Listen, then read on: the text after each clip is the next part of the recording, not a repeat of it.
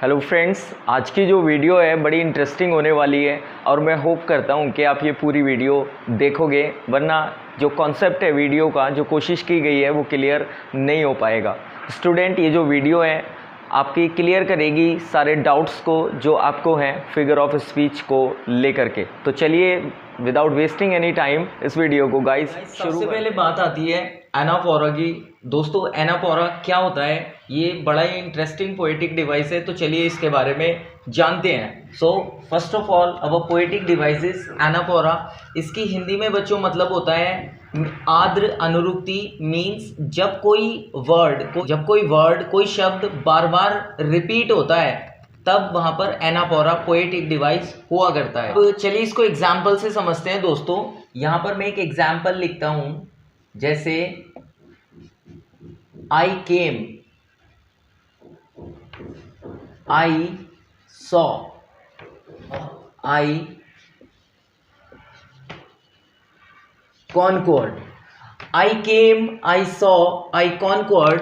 दोस्तों, हमने इसमें क्या जाना कि यहाँ पर मान लीजिए ये आपकी पोएम की लाइन है, तो यहाँ पर रिपीट हो रहा है हमारा आई वर्ड, जो रिप्रेजेंट करता है कि यहाँ पर एक ही वर्ण की, एक ही शब्द की, एक ही वर्ड की जो रिपीटेशन है वो बार बार हुई है। तो इन्हीं केसेस में हमारा पोएटिक डिवाइस एनाफोरा हुआ करता है। ये बड़े ही फेमस प्ले की लाइन है, सीजर बोलते हैं, जूलियस सीजर प्ले में I came, I saw, I conquered. Student, second आपकी बात आती है एलिट्रेशन। ये बड़ा इंपॉर्टेंट है। एलिट्रेशन क्या होता है? When a consonant sound is repeating, जब कॉन्सोनेंट की साउंड रिपीट हो रही है in the very first letter in a line. जब किसी कॉन्सोनेंट साउंड की आवाज रिपीट होती है एक लाइन में और वो टू या टू से ज्यादा, वो दो या दो से ज्यादा हम कह सकते हैं, तो वहां पर हमारा एलिट्रेशन होता है। इसको एग्जाम्पल से हम समझते हैं। जैसे एग्जाम्पल के लिए हम यहाँ पर लिख सकते हैं कि निक नीडेड अ न्यू नोटबुक।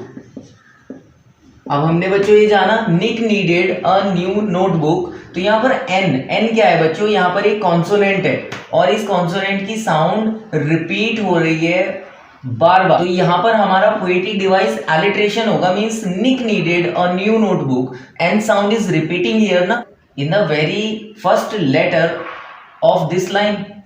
ऐसे ही हमारा नेक्स्ट आता है एसोनेंस। अब बच्चों, ये तो हमारी कॉन्सोनेंट साउंड है व्हेन बॉबल साउंड इज रिपीटिंग, जब बॉबल की साउंड रिपीट होती है इन अ सिंगल लाइन, एक ही सिंगल लाइन में टू और मोर टाइम, दो या दो से ज्यादा शब्दों में, तब वहां पर एसोनेंस होता है जब बॉबल की साउंड रिपीट होती है। इसको हम एग्जाम्पल से समझ सकते हैं। एक बड़ी फेमस पोएम है रॉबर्ट फ्रॉस्ट की, जिसको हम यहाँ पर देखते हैं एग्जाम्पल से। वो क्या है कि from what I have tested of desire I hold with those who favour fire. अब बच्चों, यहाँ पे क्या बोला है उन्होंने? From what I have tested of desire I hold with those who favour fire. अब यहाँ इसी लाइन में देख लीजिए, first you look in this line, what is happening here कि जो ओ साउंड है, ओ यहाँ भी आया है, ओ यहाँ भी आया है, ओ यहाँ भी आया है, ओ यहाँ भी आया है, तो यहाँ पर दो से ज्यादा बार बाउल साउंड आपकी रिपीट हो रही है। तो अगर किसी पोएम में, पोएट्री की लाइन में ऐसा होता है तब वहां पर बच्चों एसोनेंस पोएटिक डिवाइस होता है। ये हमें ध्यान रखने वाली बात है। इसी की तरीके से ये तो हमारा सिंपल है। आगे हम चलते हैं कॉन्सोनेंस की ओर को। अब बच्चों, एलिट्रेशन और जो कॉन्सोनेंस हैं उनमें बेसिकली एक रिलेशन है। एलिट्रेशन में हमने सीखा था कि consonant sound is repeating, but here is a condition कि जो पहला वर्ड होता है वो ही कॉन्सोनेंट होना चाहिए in your alliteration. But consonance में ऐसा नहीं होता है। इसमें कोई भी वर्ड जो वर्ड है में जो भी कॉन्सोनेंट है वो बीच में भी हो सकता है, शुरू में भी हो सकता है, आगे पीछे भी हो सकता है। चलिए हम उसको एग्जाम्पल से देखते हैं। जैसे फॉर एग्जाम्पल, सडनली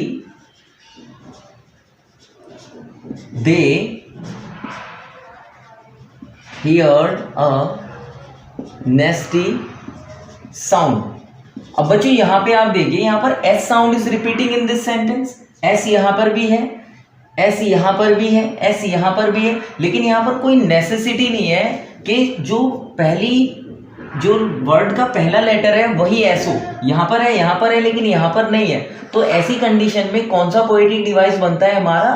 कॉन्सोनेंस। ये हमको ध्यान रखने वाली बात है। अब बच्चों ट्रांसफर एपिथेट का एग्जांपल देखते हैं। ट्रांसफर एपिथेट में बच्चों क्या होता है? ट्रांसफर एपिथेट में देखो, ट्रांसफर का मतलब तो ट्रांसफर होता ही है, कहीं किसी चीज को ट्रांसफर करना। और एपिथेट हम कहते हैं किसी चीज को, विशेषण को, यानी किसी स्पेशलिटी को, किसी क्वालिटी को। अब हम जब किसी क्वालिटी को, किसी स्पेशलिटी को ट्रांसफर करते हैं, जब हम किसी क्वालिटी को, स्पेशलिटी को ट्रांसफर करते हैं कहीं पर या किसी और चीज के थ्रू हम उसको बोलते हैं, तो वहां पर ट्रांसफर एपिथेट होता है। अब आप इसको एग्जांपल से समझिए, हम इसको समझ कैसे सकते हैं। बच्चों आपकी एक पोयम है, शायद आपने पढ़ी है या पढ़ेंगे या पढ़ चुके होंगे, व्हाटएवर इट मे बी, कि 11th में एक पोयम है अ फोटोग्राफ। उसमें एक लाइन आती है, सी डिड नॉट चेंज्ड लेस, कि जो सी है वो बहुत थोड़ा बदला है, उसने बहुत कम परिवर्तन किया है। But it washed my mother's transient feet, but it washed my mother's transient feet, लेकिन उसने जो मेरी मदर के ट्रांजिएंट फीट थे उनको धो दिया है। मीन्स इस लाइन से जो हमारी पोएटेस है वो हमें ये कहना चाहती है कि जो उसकी मदर है उनकी अब डेथ हो चुकी है, वो मर चुकी हैं, लेकिन उन्होंने डायरेक्टली ना बोल करके